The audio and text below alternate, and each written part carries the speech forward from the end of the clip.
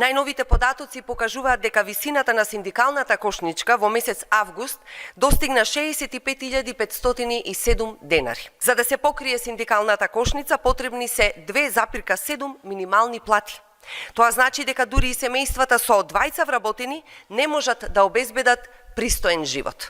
Народот врзува крај со крај, власта се луксузира со манго, папаја, луксузни патувања со приватни авиони. Европската статистика покажува дека дури 55% од македонските граѓани не можат да си дозволат одмор.